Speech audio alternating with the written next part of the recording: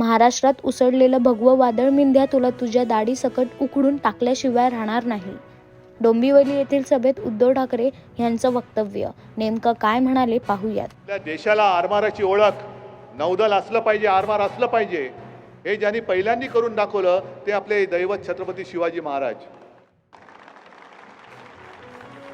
आणि लोकसभा तोंडावरती होती, कोकण जिंकायचा होता, शिवाजी महाराजांचं प्रतिमा आणि त्यांचं प्रेम हे चोरायचं होतं, शिवसेनेचा पराभव करायचा होता, विनायक राऊतांचा पराभव करायचा होता, म्हणून मोदींना तिकडे आणण्यात आलं.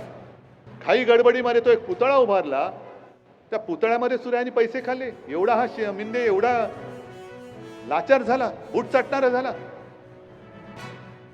तो सिंधुदुर्ग किल्ला 350-400 वर्ष होऊन गेली, तुफानाशी सामना करतोय.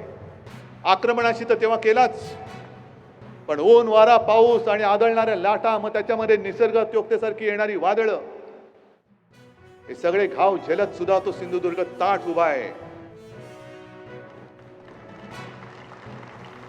आणि आमच्या देशाच्या पंतप्रधानांनी उभारलेला पुतळा 8 महिन्यामध्ये कोसळून पडतो आणि आमचा मिंदे म्हणतो वाऱ्याने पुतळा पडला.